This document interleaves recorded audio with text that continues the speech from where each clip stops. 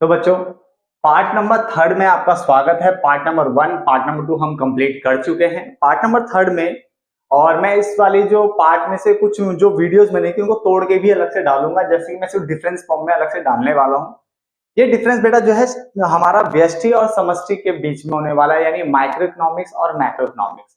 बड़ी बात पता है क्या है, मैंने अभी कुछ दिन पहले टेस्ट दिया ट्यूशन में और बच्चों को ये डिफरेंस लिखने को दिया। मैंने कहा कोई 4 पॉइंट्स लिख के दो। अब बात यहाँ पे ये आई कि बच्चों को डेफिनेशन तो पता था, ये लास्ट पॉइंट भी पता था कि मैं ऑलरेडी पहले पढ़ा चुका हूं, आपको भी मैंने पार्ट में पढ़ाया हुआ है। तो ये चीज बच्चे को पता होती है, बट बच्चा कहता है भाई इसके अलावा हम इसमें क्या लिख सकते हैं ये बताओ। तो इसी कारण से मुझे डिफरेंस बनाना पड़ रहा है। अभी मैं इंग्लिश मीडियम वालों के लिए भी बनाऊंगा इसी डिफरेंस को। तो पहले स्टार्ट कर लेते हैं, आगे बढ़ते हैं, इस पार्ट को खत्म करते हैं, फिर देखते हैं। फिर ठीक है बेटा। तो देखो हमारा पार्ट नंबर थर्ड जो हमारा चैप्टर नंबर वन चल रहा है, ठीक है, उसका पार्ट नंबर थर्ड है ये। और स्टार्ट करते हैं डिफरेंस से। बेटा व्यष्टि अर्थशास्त्र जिसको माइक्रो इकोनॉमिक्स कहते हैं और समष्टि अर्थशास्त्र जिसको मैक्रो इकोनॉमिक्स कहते हैं। हम बात करते हैं सबसे पहले परिभाषा से। अगर आपने ध्यान दोगे परिभाषा में, तो ये वही है जो मैं आपको हमेशा से पढ़ाता रहता हूँ, वही चीज लिखा है कि व्यष्टि अर्थशास्त्र अर्थशास्त्र की वह शाखा है। और व्यष्टि अर्थशास्त्र अर्थशास्त्र की वह शाखा है जिसके अंतर्गत व्यक्तिगत आर्थिक इकाइयों या फिर व्यक्तिगत आर्थिक समस्याओं का अध्ययन किया जाता है। तो ये अर्थशास्त्र की वह शाखा होती है जिसके अंतर्गत व्यक्तिगत आर्थिक इकाइयों का अध्ययन किया जाता है, जबकि समष्टि अर्थशास्त्र यह अर्थशास्त्र की वह शाखा होती है जिसके अंतर्गत समस्त यानी सभी, कुल यानी टोटल की बात कर रहा है, तो समस्त आर्थिक इकाइयों या फिर समस्त आर्थिक समस्याओं का अध्ययन किया जाता है। पहला पॉइंट क्लियर हो गया। पॉइंट नंबर टू, क्षेत्र। अगर हम यहाँ पे देखें तो ये व्यक्तिगत की बात कर रहा है, इसका मतलब इसका क्षेत्र जो होगा वो सीमित होगा यानी छोटा होगा। क्लियर। और समष्टि अर्थशास्त्र का जो क्षेत्र है वो व्यापक यानी बड़ा होगा, तो ये समस्त की बात करता है। यहाँ से समझ में आता है सबको। पॉइंट नंबर थर्ड, अन्य नाम। हम इसको क्या क्या और बोल सकते हैं, वैसे तो इसको बहुत सारे नाम है, बट आपके लिए मैंने 4 नाम दिए, 3 यहाँ पे एक नीचे भी है, ठीक है। तो इसे सूक्ष्म अर्थशास्त्र भी कहते हैं, इसे व्यक्तिगत अर्थशास्त्र भी कहते हैं, और इसे आंशिक संतुलन का अर्थशास्त्र भी कहा जाता है। क्या कहते हैं? आंशिक संतुलन का अर्थशास्त्र भी कहा जाता है।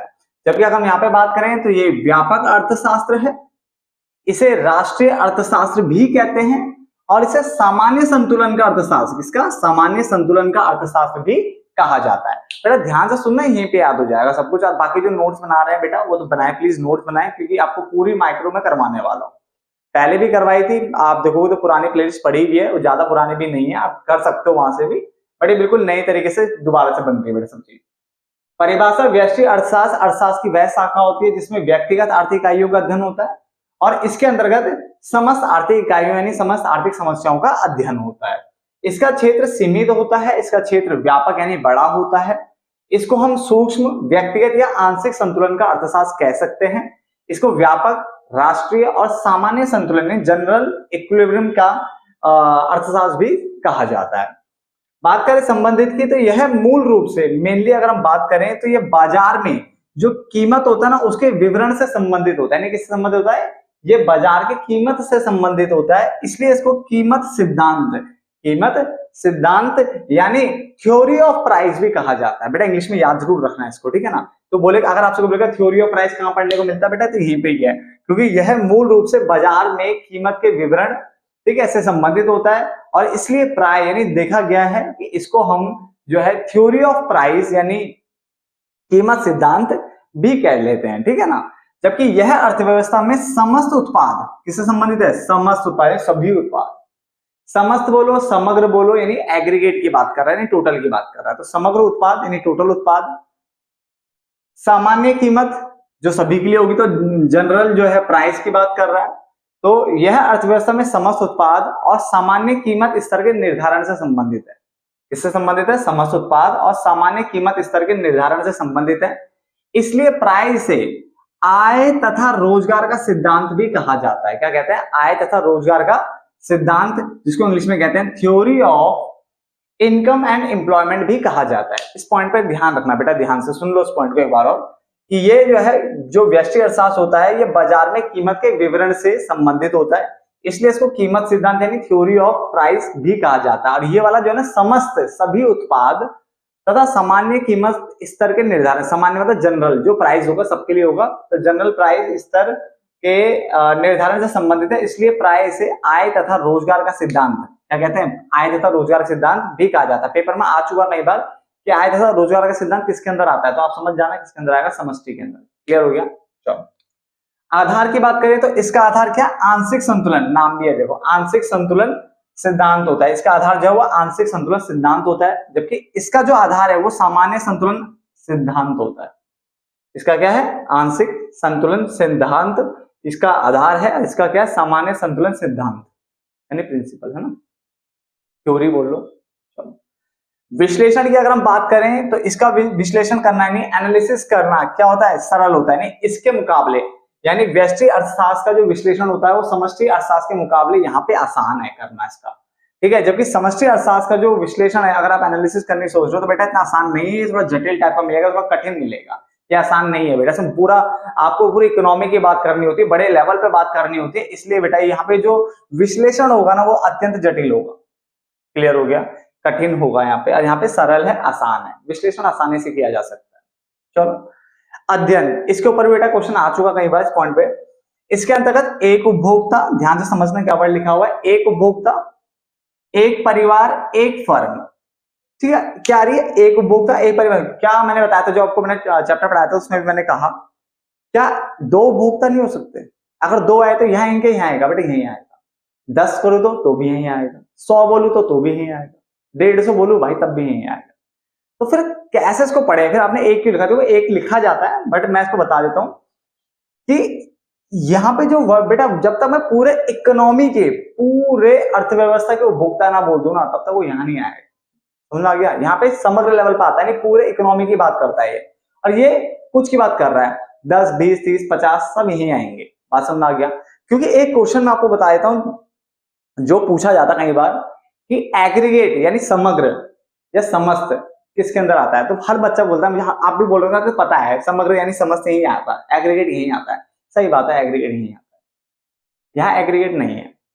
बट फिर क्वेश्चन थोड़ा सा पैटर्न चेंज करता है और बोलता है एग्रीगेशन कहाँ इन्वॉल्व होता है। अब बच्चा कहता है अबे एग्रीगेट एग्रीगेशन सब सेम ही तो है, यही आएगा। ऐसा नहीं है बेटा, एग्रीगेशन यानी टोटलिंग, टोटलिंग बेटा दोनों जगह हो सकती है, यही पॉइंट याद रखना, पेपर में आ चुका है, आपकी बुक में भी था ये एमसीक्यू कि एग्रीगेशन कहाँ इन्वॉल्व होता है, यानी जो आप जो टोटलिंग करते हो वो कहाँ आती है, तो बेटा दोनों में टोटलिंग आती है। इसमें छोटे लेवल पे टोटलिंग होती है, इसमें बड़े लेवल पे टोटलिंग होती है, इसमें जो एग्रीगेशन होता है वो छोटे लेवल पे होता है, इसमें एग्रीगेशन बड़े लेवल पे होता है। बात को समझो इस पॉइंट, वही बहुत इंपॉर्टेंट पॉइंट है, यानी यहाँ पे पूरे देश का देखा जा रहा है, एग्रीगेट यहीं पे आता है। पर यहाँ पे अगर मान लो 5 उपभोक्ता आ गए तो क्या उनका टोटल नहीं करोगे, उनका तो टोटल करोगे ना, तो यहाँ पे भी एग्रीगेशन हो सकता है, बट यहाँ पे छोटे लेवल पे, यहाँ पे बड़े लेवल पे, तो इसका आंसर था बोथ, दोनों, ठीक है ना, व्यष्टि भी और समष्टि भी। तो पैटर्न समझो, अगर बोलेगा समग्र किससे रिलेटेड है, तो समग्र तो बेटा इससे रिलेटेड है, सिंपल सा आंसर है। बट क्या जो समग्रता यानी टोटलिंग होती है, जो एग्रीगेशन होता है, क्या वो सिर्फ यहीं पे होता है एग्रीगेशन, क्या नहीं, एग्रीगेशन बेटा यहाँ पे भी हो सकता है, बट यहाँ पे छोटे लेवल पे होगा। क्लियर हो गया, बात क्लियर हो गई ना सबको। चलो आगे बढ़ते हैं। इसके अलावा मांग होना, डिमांड वाला आपने चैप्टर पढ़ भी लिया होगा बहुत बच्चों ने, अगर नहीं पढ़ा तो बेटा पढ़ लोगे मेरे साथ भी। तो मांग पूर्ति बेटा यहीं पे आता है, 11वीं क्लास में पढ़ते हो, व्यष्टि के अंदर पढ़ते हो, ठीक है ना। एक उद्योग बोलेगा वो भी यहीं आएगा, कि एक उद्योग यहीं आएगा, ठीक है। बहुत सारी फर्म को मिलाकर के एक उद्योग बनता है, बहुत सारी फर्मों को मिलाकर एक उद्योग बनता है, मैंने पढ़ा दिया आपको, ठीक है ना। बट ये अभी भी एक ही उद्योग है, तो यहीं पे आएगा, जब सारे उद्योग बोल दूंगा तो यहाँ आ जाएगा। समझ आ गया।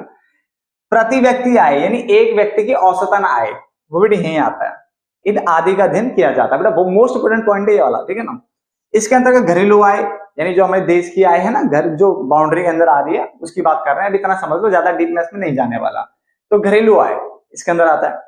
राष्ट्रीय आय, देश के अंदर प्लस देश के बाहर से भी तो आप कमाते हो, तो ये भी बड़ा लेवल, तो दोनों ही बड़े लेवल है, घरेलू आय भी और राष्ट्रीय आय भी। समग्र मांग, समग्र पूर्ति, एग्रीगेट डिमांड और एग्रीगेट सप्लाई, नहीं टोटल डिमांड टोटल सप्लाई यहाँ आएगा, यहाँ से मांग सप्लाई था, यानी मांग और पूर्ति था, यहाँ पे आपका समग्र मांग समग्र पूर्ति है। क्लियर हो गया, 4 पॉइंट समझ में आ गया। इसके अलावा बेरोजगारी या रोजगारी की अगर हम बात करें, रोजगार बेरोजगार सब यही आता है, क्योंकि मैंने इसमें एग्जांपल भी दिया था कि कभी भी टीवी में या फिर कहीं भी क्या नाम है ये आपका न्यूज़पेपर में ऐसा नहीं लिखा रहता कि जैसे मैंने बताया था कि भारत में दिल्ली एक जगह, दिल्ली में भजनपुरा का इलाका एक जगह, भजनपुरा के इलाके में क्या नाम है, भजनपुरा मार्केट है, मार्केट में क्या नाम है, देखो वो चौथा मकान दिख रहा है, वो गली नंबर 15 में चौथा मकान है, चौथे मकान के तीसरे फ्लोर पे देखो बंदा बीड़ी फूक रहा है, वो बंदा देखो लूडो खेल रहा है, बेरोजगार बैठा है। कभी इस तरह से डेटा नहीं आता, पर्टिकुलर एक बंदे को पकड़ के डेटा नहीं देते। रोजगार बेरोजगारी का डेटा बेटा ये आता है कि 2011-12 के आंकड़ों के हिसाब से इतने लोग औसतन भारत में बेरोजगार हैं, या 2022-23 के हिसाब से औसतन यानी एवरेज देखा जाए लगभग इतने लोग बेरोजगार। तो बड़े लेवल पे डेटा ऐसे दिया था, औसतन दिया था और बड़े लेवल पे दिया जाता है। ये नहीं एक बंदे को देखो वो वहां बैठा, देखो वो इंजेक्शन ले रहा है, वो बेरोजगार बैठा है, ऐसा डेटा आता ही नहीं है पर्टिकुलर एक बंदे के लिए, ठीक है ना। तो रोजगार बेरोजगारी दोनों ही आएगी। बहुत बच्चे बोलते हैं आपने बेरोजगारी लिखी है, रोजगार क्यों लिखी, तो लिख लो ना, रोजगार सब यही आने वाला है, बड़े लेवल की बात कर रहे हैं, ठीक है। इसके अलावा स्फीति और अस्फीति अंतराल, स्फीति अंतराल मैंने बताया था जब वस्तु सेवाओं की कीमतें बढ़ती है उसको स्फीति अंतराल इन्फ्लेशनरी गैप कहते हैं। ये डिफ्लेशनरी गैप है जब कीमतें कम हो जाती है ना, ठीक है। बाकी डीपली हम आगे जाके पढ़ेंगे जब हम समष्टि में पढ़ाऊंगा आपको 12th में, मैंने पढ़ा भी रखी है, बहुत सारी वीडियो बन रखी है बेटा उसकी, ठीक है, पूरी बुक ही बनी है मेरे हिसाब से जहां तक याद है। तो इसको इस तरह समझ लो कि अगर मान लो कभी इसका डेटा भी देखो इस तरह से नहीं होगा कि क्या नाम है मोदी जी खासकर क्या नाम है अनाउंसमेंट दे कि मैं आप सबको बताना चाहता हूं कि आज इस डेट से, मान लो सपोज करो आज कौन सी डेट है, जो भी 25, 26, 24 तारीख जो भी है, 23 तारीख जो भी है, तो आज इस डेट से जो सिलेंडर की कीमत है वो हम ओम प्रकाश जी के लिए, कोई भी नाम ले लो, कोई भी हो सकता है, ठीक है, या मेरा नाम ले लो, अमित के लिए सिलेंडर जो है हम वो 1200 रुपए का करने वाले हैं, और बाकी सबके लिए जैसा चल रहा है 853 वही चलता रहेगा। कैसा हो सकता है कि मेरे से कोई पर्सनल दुश्मनी है, नहीं है ना। इसका मतलब अगर सिलेंडर के अगर प्राइस बढ़ेंगे तो सबके लिए बढ़ेंगे, घटेंगे तो भाई सबके लिए घटेंगे, ऐसे ही होता है ना। तो उसका मतलब ये जो मुझे स्फीति अंतराल है या अस्फीति अंतराल है, सब चीज यही पढ़ा जाता है। बात समझ आ गया ना, ठीक है। अभी आपको इतना ही समझ लो, अब ऐसे बहुत बड़ा कॉन्सेप्ट है बेटा, स्फीति अंतराल काफी बड़ा गैप है। इसमें हम एक्सेस डिमांड, डेफिसिट डिमांड, मतलब जो होता है अभावी मांग, ये जो है सब देखना पड़ता है। अभी इतना डीप कहां लेके जाऊं आपको, ठीक है। तो अभी इतना समझ लो तो उसका अध्ययन किया जाता है। क्लियर, नोट डाउन कर लो फटाफट से, आगे बढ़ते हैं बेटा। तो आगे देखिए बेटा, अब हम पढ़ने वाले हैं कि सरल अर्थव्यवस्था क्या होती है और जटिल अर्थव्यवस्था क्या होती है।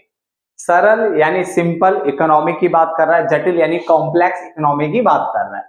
आपने देखा होगा मैं आपको जो डिफरेंस के पॉइंट होता है बेटा वो ज्यादा देता हूँ, 3-4 नहीं, ज्यादा 7-8 कभी 9 पॉइंट दे देता हूँ, ठीक है ना, ताकि आपको क्या है सारे पॉइंट्स आप लिखो और उनमें से जो बेस्ट पॉइंट है, पढ़ो तो सारे, देखो पढ़ना तो सारे हैं, और उनमें जो बेस्ट पॉइंट है ताकि आप पेपर में लिख सको, है ना, याद रहता है। अगर आप 6-7 पढ़ोगे तो तब जाके 4-5 आपको याद रहते हैं, है ना। अगर आप पढ़ोगे ही 4 तो लिखोगे क्या, है ना। तो समझ जाओ, तो सारे पॉइंट्स लिखने हैं, सारे पॉइंट समझने हैं बेटा। तो स्टार्ट करते हैं कि हमारी सरल अर्थव्यवस्था क्या होती है और जटिल अर्थव्यवस्था क्या होती है। परिभाषा, सरल अर्थव्यवस्था वह अर्थव्यवस्था होती है जिसमें आर्थिक क्रियाएं जो होती है ना वो बहुत ही सीमित होती है और सरल रूप में होती है, ठीक है ना। तो इसमें बोला सरल अर्थव्यवस्था वह अर्थव्यवस्था होती है जिसमें आर्थिक क्रियाएं जो होती है यानी इकोनॉमिक एक्टिविटीज जो होती है वो बहुत सीमित होती है और सरल रूप की होती है, सरल रूप में होती है, ठीक है ना।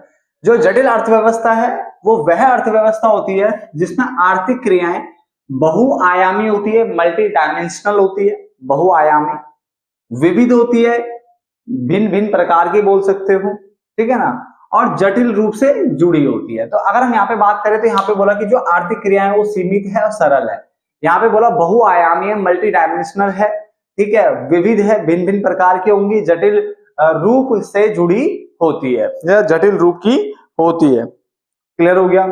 चलो पॉइंट नंबर 2, विशेषज्ञता। इसके अंतर्गत व्यक्ति बोलो या समुदाय सभी वस्तुओं और सेवाओं का क्या करते हैं, उत्पादन करते हैं। और यहां पे कर दो उन, कर दो यहां पे जो है इसके अंतर्गत व्यक्ति या समुदाय उन सभी वस्तुओं और सेवाओं का उत्पादन करते हैं जो उन्हें चाहिए होती है, यानी जो जो जिन जिन चीजों की आपको आवश्यकता है आप उन सब का उत्पादन खुद ही कर लेते हो, ठीक है, देखा जाता है। इसलिए इसमें विशेषज्ञता का अभाव पाया जाता है। बेटे देखो विशेषज्ञता होती क्या है, अगर आप किसी चीज को लगातार कर रहे हो तो आप उस चीज में स्पेशलाइज्ड हो जाते हो। जैसे टेलर है, दर्जी है, वो कपड़े सिलने का काम कर रहा है तो कपड़े वाले काम में वो स्पेशलाइज्ड हो जाता है। उसको कोई दूसरा काम दोगे, ऐसा नहीं कि वो नहीं कर सकता, वो उसको भी क्या पता उसको भी कर ले, और हो सकता है उसको ना भी करे, कुछ भी हो सकता है, ठीक है ना। मगर जो उसका कपड़े का काम है उसमें उसकी महारत हासिल हो चुकी है, बाकी दूसरे काम में महारत हासिल नहीं है। तो इसी तरीके से समझो कि अगर आप किसी एक काम को कर रहे हो लगातार कई टाइम से कर रहे हो, तो आप उस काम में क्या होता है, निपुण हो जाते हो, उसमें आपको दक्षता मिल जाती है, नहीं एफिशिएंसी आ जाती है, उसमें आप स्पेशलाइज्ड हो जाते हो। तो यही चीज यहाँ पे बोली है कि आप यहाँ पे सभी उन वस्तुओं सेवाओं का उत्पादन करो जो आपको चाहिए। आप शायद इतने सारी चीजों में हाथ मारोगे तो क्या विशेषज्ञता आएगी, क्या स्पेशलाइजेशन आएगा? नहीं आएगा। स्पेशलाइजेशन आता है तब, स्पेशलाइजेशन तब आता है जब आप एक या दो काम में लगे रहो और अच्छे से लगे रहो। ये नहीं 1000 जगह हाथ मारे हो तो बेटा फिर थोड़ी ना स्पेशलाइजेशन आएगी। आप कर तो सब लोगे मगर आपको स्पेशलाइजेशन नहीं मिलेगी। तो उसने यही लिखा हुआ है कि इसके अंतर्गत व्यक्ति या समुदाय उन सभी वस्तुओं सेवाओं का उत्पादन करते हैं जो उन्हें चाहिए, इसलिए यहाँ पे विशेषज्ञता आपका कम मिलती है, विशेषज्ञता की कमी होती है। क्या होती है? कमी। इसके अंतर्गत अर्थव्यवस्था में विभिन्न क्षेत्रों में विशेषज्ञता पाई जाती है, यहाँ पे आपको विशेषज्ञता मिलेगी, ठीक है ना। और जिससे दक्षता मतलब हो गया एफिशिएंसी, लिख लो एफिशिएंसी बढ़ती है, यानी कुशलता बढ़ती है, लिख लो कुशलता बढ़ती है। पॉइंट को समझना बेटा, स्टार्टिंग के 2 पॉइंट बहुत काम के हैं इसके। पहला, सरल अर्थव्यवस्था वह अर्थव्यवस्था होती है जिसमें आर्थिक क्रियाएं सीमित और सरल रूप में होती है, सरल रूप की होती है। जबकि जटिल अर्थव्यवस्था वह अर्थव्यवस्था है जिसमें आर्थिक क्रियाएं बहुआयामी होती है, विविध होती है और जटिल रूप से जुड़ी होती है। क्लियर है? इसमें विशेषज्ञता का अभाव पाया जाता है, इसमें विशेषज्ञता पाई जाती है। यानी इसमें व्यक्ति या समुदाय उन सभी वस्तुओं सेवाओं का उत्पादन करता है जो उन्हें चाहिए होती है, जिसके कारण वो 1000 जगह हाथ मार रहे हैं, तो इसका मतलब यहाँ पे विशेषज्ञता की कमी पाई जाएगी। जबकि अगर हम यहाँ पे बात करें तो यहाँ पे विभिन्न क्षेत्रों में आपको विशेषज्ञता मिलेगी, जगह जगह आपको विशेष स्पेशलाइजेशन देखने को मिलेगा, जिससे कुशलता बढ़ती है, दक्षता बढ़ती है। क्लियर हो गया? पॉइंट नंबर 3, तकनीक और साधन। तो उसने बोला है इस अर्थव्यवस्था में जो तकनीक और साधन होते हैं वो पारंपरिक यानी ट्रेडिशनल पुराने होते हैं और सरल होते हैं, जबकि इस अर्थव्यवस्था में जो तकनीक होती है और साधन होते हैं वो आधुनिक होते हैं और उन्नत होते हैं, बिल्कुल मॉडर्न होंगे, समझे, अपग्रेडेड होंगे। तो इसने बोला यहाँ पे जो तकनीक होगी और साधन होंगे वो पारंपरिक और सरल होंगे, जबकि यहाँ पे आधुनिक और उन्नत होते हैं। 3 पॉइंट समझ में आ गए। व्यापार की बात करें तो यहाँ पे जो व्यापार है वो स्थानीय लेवल पे होगा और सीमित होगा, यानी एक लोकल एरिया स्थानीय लेवल तक सीमित रहेगा। तो वही लिखा है इसमें व्यापार स्थानीय क्षेत्र तक होता है, या ऐसे लिख सकते हो स्थानीय और सीमित क्षेत्र तक होता है। जबकि इसमें जो व्यापार होता है वो राष्ट्रीय और अंतरराष्ट्रीय स्तर यानी राष्ट्रीय और अंतरराष्ट्रीय लेवल तक हो जाता है। क्लियर हो गया? अगला पॉइंट पारस्परिक निर्भरता। हम पारस्परिक निर्भरता की बात कर लेते हैं। तो उसने बोला इसके अंतर्गत पारस्परिक निर्भरता जो होती है वो सीमित होती है, इसका मतलब पारस्परिक यानी इंटरडिपेंडेंस, एक चीज का दूसरे के ऊपर डिपेंडेंस थोड़ा कम देखने को मिलता है, तो सीमित है, कम देखने को मिलता है। जबकि यहाँ पे पारस्परिक निर्भरता यानी इंटरडिपेंडेंस, एक दूसरे के ऊपर जो डिपेंडेंसी है वो आपको बहुत अधिक देखने को मिलती है। बेटा देखो, हम इकोनॉमिक्स कर रहे हैं व्यष्टि अर्थशास्त्र, और हम पूरी तरह से वो करने वाले हैं, एक एक चीज हम इसमें कवर करने वाले हैं। क्लियर है? कुछ ऐसी वीडियोस थी जो पहले वाली वीडियोस में जब मैं बनाई थी इसकी प्लेलिस्ट, तब उसमें कवर नहीं थी, बट अब मैं सब कुछ जो बच गया है, जो रह गया था छोटा मोटा, वो भी सब कवर कर रहा हूँ। ठीक है? तो आपको सब कुछ नोट डाउन करना ताकि आपसे कुछ चीज छूटे ना। तो तकनीक और साधन में क्या बोला मैंने? यहाँ पे जो तकनीक और साधन होते हैं वो पारंपरिक और सरल होती है, यहाँ पे तकनीक साधन आधुनिक और उन्नत होते हैं। फिर मैंने आपको व्यापार की बात करी तो व्यापार स्थानीय और सीमित क्षेत्र तक होता है, यहाँ पे राष्ट्रीय और अंतरराष्ट्रीय स्तर पर होता है। ठीक है ना? स्तर मतलब लेवल। पारस्परिक निर्भरता, क्या एक दूसरे के ऊपर डिपेंडेंट रहे होंगे नहीं होंगे, तो यहाँ पे पारस्परिक निर्भरता जो होती है ना, इंटरडिपेंडेंसी, वो आपकी सीमित होती है। यहाँ पे इंटरडिपेंडेंट ये बहुत अधिक होगा, यानी इंटरडिपेंडेंट बोला, इंडिपेंडेंट नहीं बोला बेटा मैंने। ठीक है? यहाँ पे इंटरडिपेंडेंसी है मतलब एक दूसरे के ऊपर सीमित, वो एक दूसरे के ऊपर निर्भरता यहाँ पे देखने को मिलेगी। चलो, तो विनिमय की बात कर लेते हैं, यानी एक्सचेंज की बात कर लें। तो यहाँ पे जो विनिमय की मात्रा होती है वो मध्यम यानी मॉडरेट, यानी जो एक्सचेंज होता है वो मॉडरेट किस्म का होता है और सीमित होता है, यानी कम ही होता है यहाँ पे भी। ठीक है? लिमिटेड होता है। तो यहाँ पे सरल अर्थव्यवस्था में विनिमय यानी एक्सचेंज की जो मात्रा है वो मध्यम देखने को मिलती है, मॉडरेट देखने को मिलती है, मीडियम देखने को मिलती है और लिमिटेड देखने को मिलती है। जबकि जटिल अर्थव्यवस्था में विनिमय का जो स्तर है यानी लेवल है वो भी बहुत अधिक होता है। तो समझना, देखो, इंटरडिपेंडेंस एक दूसरे के ऊपर निर्भरता सीमित है, बट वहां पे ज्यादा है। विनिमय एक्सचेंज करने की बात करूं तो यहाँ पे ये भी सीमित और मध्यम है। ठीक है ना? यहाँ पे क्या बहुत अधिक है, एक दूसरे को निर्भरता यहाँ ज्यादा होती है। आगे, आर्थिक निर्णय, जितने इसके अंदर जितने भी आर्थिक निर्णय लिए जाते हैं, इकोनॉमिक डिसीजन लिए जाते हैं, वो परिवार और छोटे समूह के स्तर पर लिए जाते हैं। कैसे लिए जाते हैं? परिवार और छोटे समूह के लेवल पर। यानी छोटे लेवल पर यहाँ पे सारे डिसीजन लिए जाते हैं। जबकि यहाँ पे जितने भी इकोनॉमिक डिसीजन होते हैं, आर्थिक निर्णय होते हैं, वो सरकार, संस्थाओं और जो बड़े उद्योगों द्वारा मिलकर लिए जाते हैं। तो यहाँ पे जितने भी जो डिसीजन होते हैं वो बड़े लेवल पे होते हैं, इसलिए इसमें सरकार आती है, संस्थाएं आए, बड़े उद्योग सब मिल करके फिर डिसीजन यहाँ पे लिए जाते हैं, और बड़े लेवल पे होता है। और ये छोटे लेवल पे बोल रहा है। क्लियर है? चलो, आय का स्तर, आय के अगर लेवल की अगर हम बात करें यहाँ पे, तो उसने बोला सरल अर्थव्यवस्था में लोगों की जो आय का स्तर है वो भी कम है। यहाँ पे आय का स्तर भी कम है, लेवल भी कम है, और यहाँ पे आय का स्तर ऊंचा यानी अधिक होता है। तो पॉइंट समझना है इसको कि जब हम आर्थिक निर्णय कर रहे हैं तो जो निर्णय यानी जो डिसीजन लिए जाएंगे, जो डिसीजन लिए जाएंगे वो परिवार और छोटे समूह के स्तर पर लिए जाते हैं। कैसे लिए जाते हैं? परिवार और छोटे समूह के स्तर पर लिए जाते हैं। जबकि यहाँ पे जो डिसीजन होते हैं वो उसमें सरकार, संस्थाएं, बड़े उद्योग मिलकर आएंगे, साथ में फिर बात करेंगे। इस टाइप से यहाँ पे होता है, बड़े लेवल पे होता है। एक तरीके से समझ सकते हो आप, क्या होता है? बड़े लेवल पे सरकार लेगी, बड़ी बड़ी संस्थाएं लेगी, ठीक है, बड़े उद्योग लेंगे, इस तरह से यहाँ पे डिसीजन लिए जाते हैं। आय का स्तर की अगर हम बात करें तो यहाँ पे आय का स्तर जो होता है लोगों का कम होता है, यहाँ पे ज्यादा होता है। क्लियर है? तो उसको यहीं पे कंप्लीट करते हैं। मिलते हैं अगले पार्ट में, तब तक के लिए धन्यवाद। बेटा नोट डाउन करते रहना बेटा।